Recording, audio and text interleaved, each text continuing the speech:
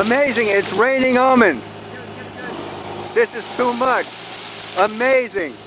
Give it some gasoline. Beautiful. Rev it up a little bit. Amazing. Wow.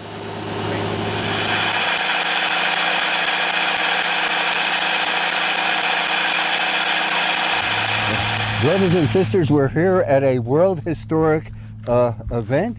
The almonds are being harvested in the Great Central Valley here in California, and we're at the Koretoff Ranch, and I'm speaking with Nick Koretoff. And Nick, it's my understanding that you folks have been farming here in California for over 5 generations. Yeah. And you have something like 500 acres of almonds, Yeah. and you're always planting more.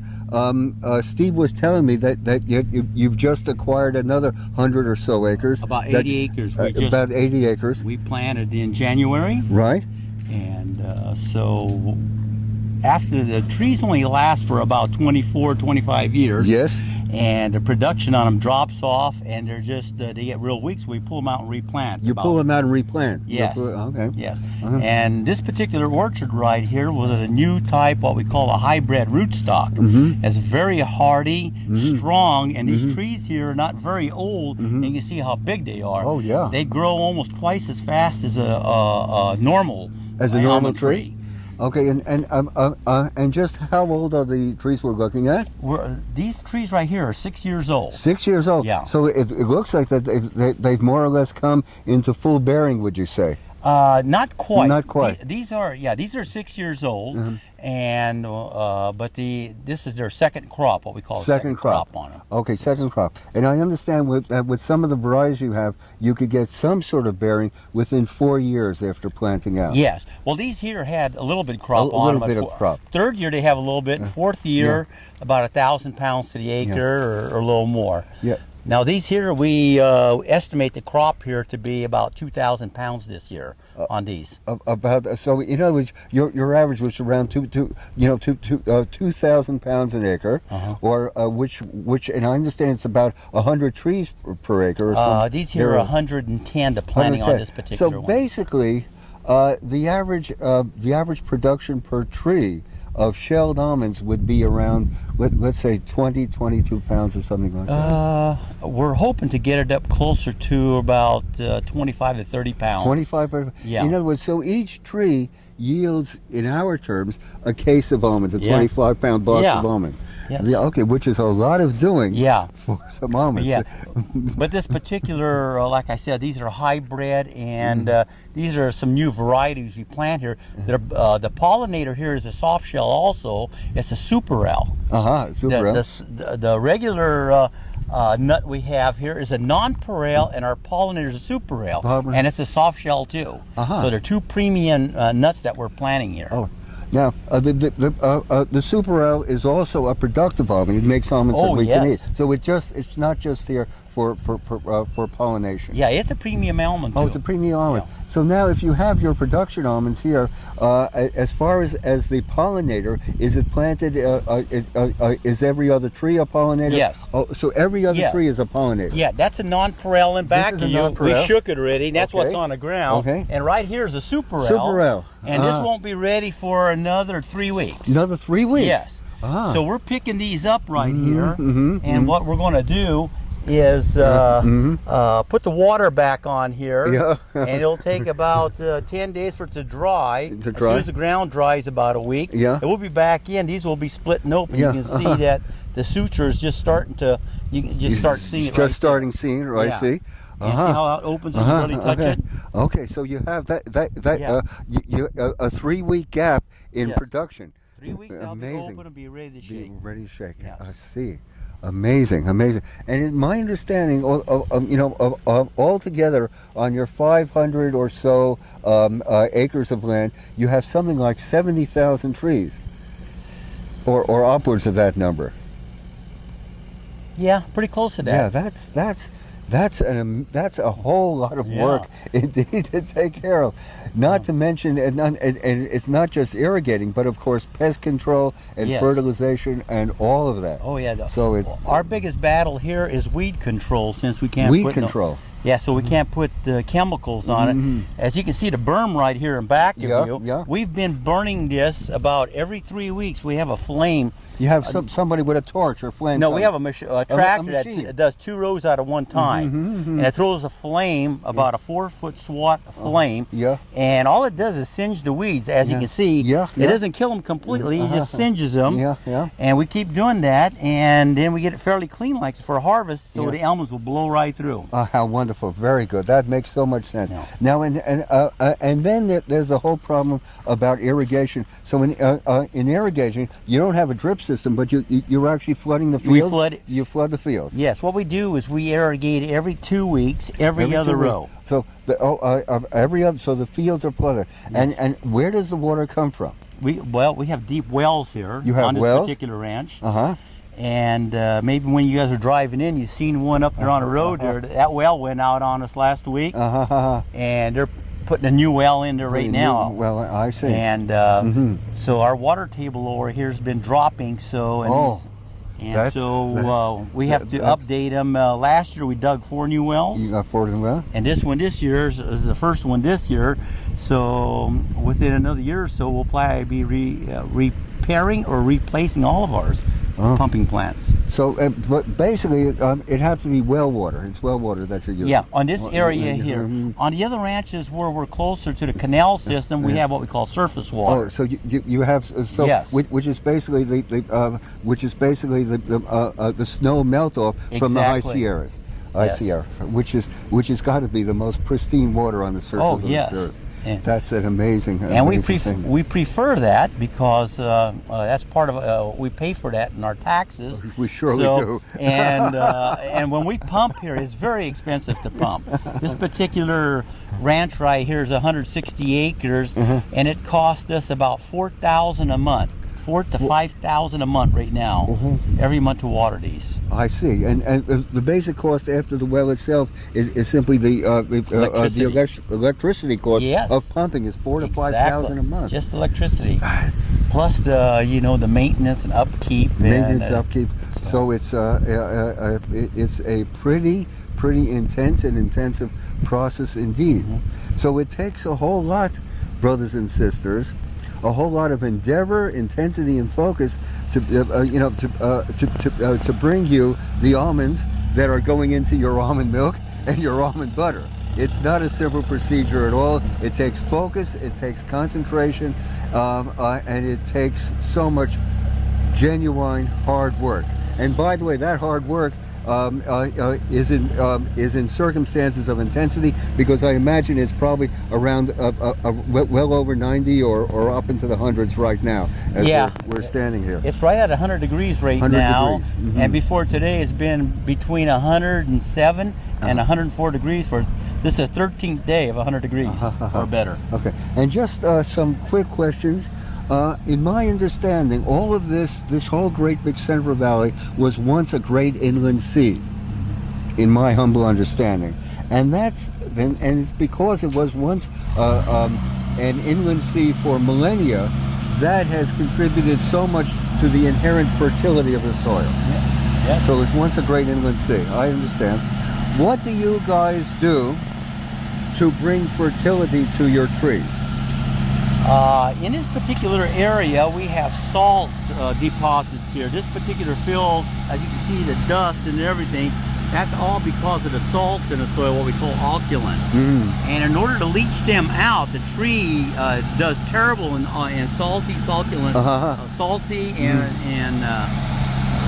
soil. So we have to go up to the mines and bring in gypsum, mine gypsum, and we put that in, and we put between 2 and 3 ton every year on, and with the irrigation and the rainwater, it leaches the salts out of the root zone. So the gypsum breaks down the salt and helps leach it out. And that's one reason over here we flood irrigate too.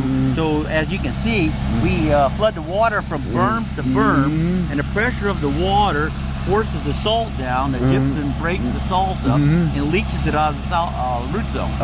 Amazing, amazing. And if we don't do that, there will be no leaves on a tree right now because the salt would just burn them off. I understand.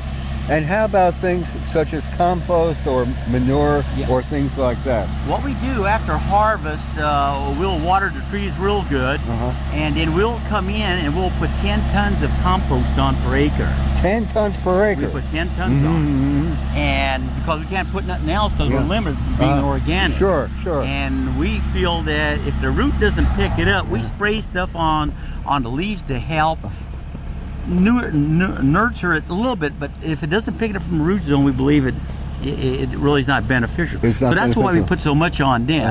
And then we flood irrigate it, and it decomposes clear up until now. You know? Okay.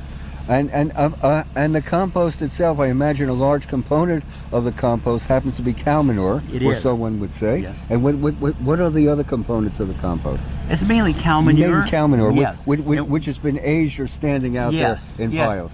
We go to certain dairies that don't use no hormones or any antibiotics. How wonderful. I'm so glad. And they pile it up for us. And what they do in the wintertime, they take it all out and they stockpile it.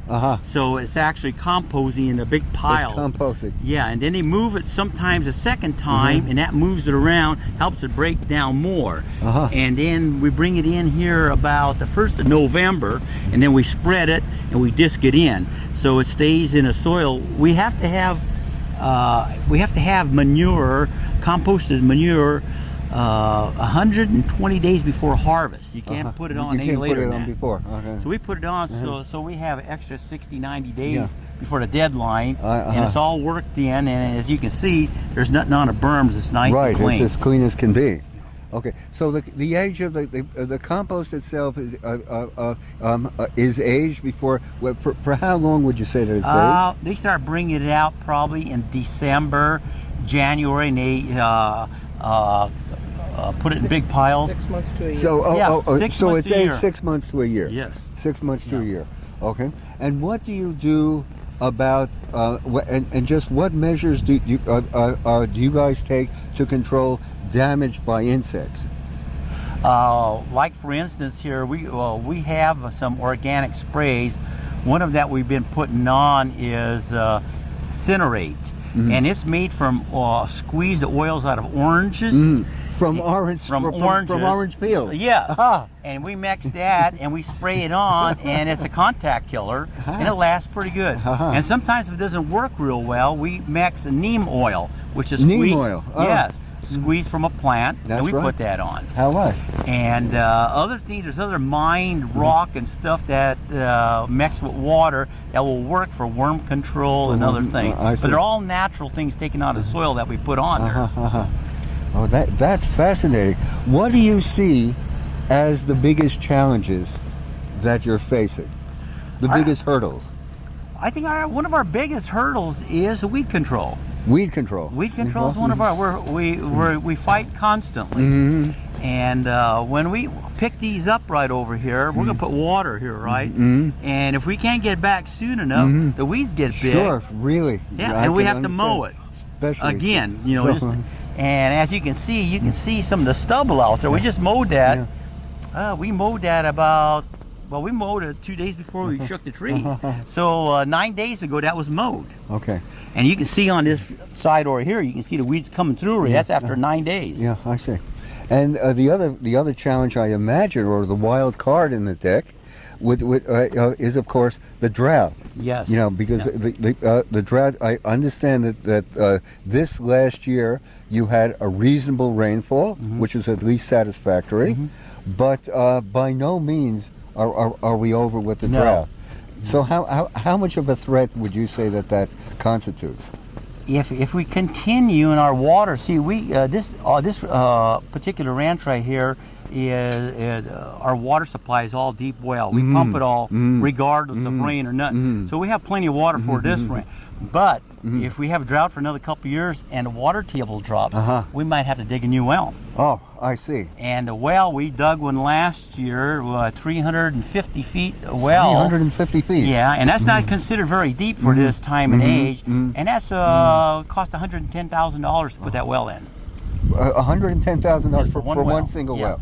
Yeah. One single well. And then the power, like I said, and that is $2,000 a month or better to keep that thing going. I understand. So it's very I understand. expensive. So it is there are always challenges. Yes. But somehow, you folks have managed to be growing almonds for some decades now, and you have met every hurdle and every challenge, and have gone forward and expanded now. In my humble understanding, that your farm with your 500 or 600 acres in almonds is just the largest that you're the largest family farmers of almonds in all of California.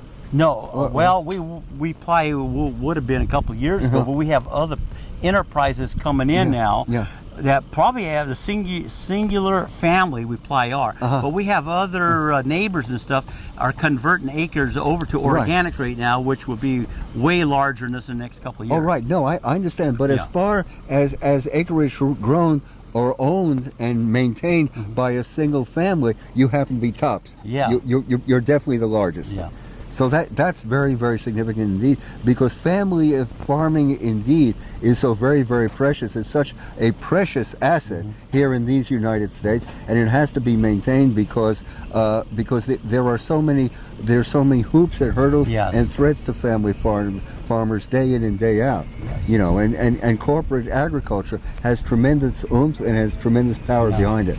And it's not the same. It's not the same in my humble opinion. These family farmers, you're continually thinking it and focusing upon it, and in my humble opinion, that makes every difference. Whereas if you have an autonomous corporation, which is just looking upon an almond as a sellable commodity, as something to sell and realize a profit, the whole approach, the whole contents is completely different. Yes. Family farming is a universe and world into itself, and it has to be maintained, it has to be supported, and it is so very, very threatened in the late industrial world. So it's been a pleasure speaking with you, Nick. In this is an historic moment, the almond harvest, and I understand that the almond harvest, in my humble opinion, is much earlier than ever before, because in my understanding it used to be the end of August, and the almonds, the new crop, would not be available until sometime in October. That's the way it's always been in my 37 years of playing this game. But now here it is, beginning of August, and you're well into the harvest. Yes. And so therefore it would seem to me that the new crop might be available as early as sometime in September. Yeah, mid-September. The new crop is going to be available. Yeah. That's a tremendous thing. Yeah, the truck that just went out will be hauled tonight. It'll be put into our freezer day after tomorrow. It'll be 30 days to be ready to process. So we had 35 days. This crop would be available already. Okay, so I just want to clarify that for our brothers and sisters. So the almonds, after they're harvested, they have to be shelled immediately. They're immediately the husk and the shell of the almond is removed, and then you have to freeze them. And you freeze them for as long as 30 days. And just why is that? 30 days or 21 days? 30 days. About 30 days. But what we do is we can't put no chemicals on to kill the insects, so we put them in the freezer at 0 degrees for 30 days. It'll kill any insects there. And it's so cold that if there's any eggs in there, it'll rupture the eggs. It'll take care of them also. Yes. Also, so I see. So that's one of them. So especially, so that also accounts for the things, because I know that our viewers are going to be answering the inevitable question: how is it that organic almonds are so considerably more expensive than conventional chemical almonds? And that's one of the reasons. The amount of processing, the amount of labor is so very, very much more, and a lot of it happens to be handwork. Yes. You know, a lot of it is handwork that cannot be replaced by any machine. So that accounts, and that's why there's a premium of around 30 or 40% in the price differential between organic and conventional, and that's one of the reasons why, because it's so much more expensive to produce, and also your losses, especially due to insect damage and so forth, are so much more considerable. Yeah. Yes. And the thing is, when you put commercial fertilizer on it and stuff, you know, we can't produce like the guys do that pump it full of commercial fertilizer, because they can blow the tree right up. Right. And our production is probably anywhere from maybe 15 to 22% less. 50 to 22% to start, less. because we can't pump them with commercial fertilizer, and we have to use compost and stuff that works slower. But as the years go by, we're learning more and more about compost and foliar feeds that we can take from compost and spray it on to increase the uptake of nutrients. Right. So we're learning as we go along too, but Of right off course. the bat we produce a little bit less than them. But like I mentioned before, is the weed control.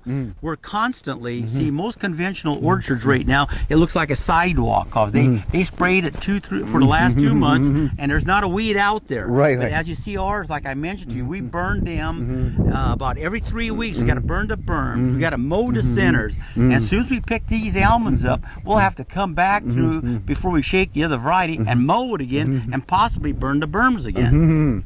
And the propane that we use under to burn the berms and keep them clean is very expensive. I imagine so. I Time-consuming. imagine so. I imagine so. So let's look at the way forward if we can, Nick. And what do you see as the overall concept in the years ahead as far as the farm? Well, you know, I just turned 70 last year. Oh, congratulations. And David over here is taking over the management and running of the farm. I'm helping him. And pretty soon he'll be managing and running the whole thing himself. And the processing and the sales department here, Stephen, is handling that part. So as we grow, and I got a daughter, Christine, kind of fits in as a secretary, and where we tell her to go, she goes and does for us, you know. Right. So I hope they continue to work, and I'm hoping little Nicholas that was running around over Right, there. we saw him. And we have a hunch he's going to be tied into this real soon. He How helps wonderful. out here already. I bet. So that's a wonderful thing. So it's a process from generation unto generation, and that's really what it's all about. That's the way of life itself. Yeah, we're hoping 50 years from now you'd be able to go out there and still see our label out there, Purity Organics, you know. And I just want to say our business, you know, our business in Berkeley is built upon your almonds, and it's your almonds that we use to make our almond butter, and we've got nothing but rave reviews. Complaints are very, very, very rare. So we have almonds, we have our almond butter in stores, in restaurants, throughout the whole West Coast, and many, and not a few stores on the East Coast and Midwest too. So it's definitely becoming established. People happen to love our almond butter, and you know, and as we say on our webpage, the reason why our almond butter has its qualities, its flavor, its taste, and aliveness is because of the excellence of the alive organic almonds that we happen to use in creating it. So thank you so much indeed, Nick. It has been a privilege and a pleasure speaking with you. Good. Thank you. Thank you. We're going ahead. Computer, and all we do is look. We just move it out with that hand right there, and you push this button right here. Right. And that clamps the tree. That's amazing. That's amazing. Not only clamp it, but he'll shake a couple for you. How amazing. Kind of going slow motion, and do a couple trees. I think the sweepers are on. It's raining almonds. This is amazing. How amazing.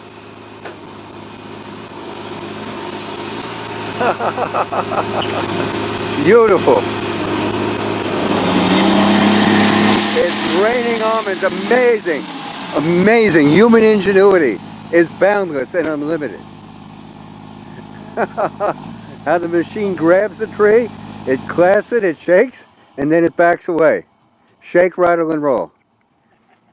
Harvest time, August 2016, Kerman, California, Purity Ranch. We'll put 10,000 pounds inside that bank out there. That's amazing. That's amazing. And as you can see, it took all the leaves out of it, and most of the dirt and dust out of it, so it's pure nuts coming out. Oh, beautiful.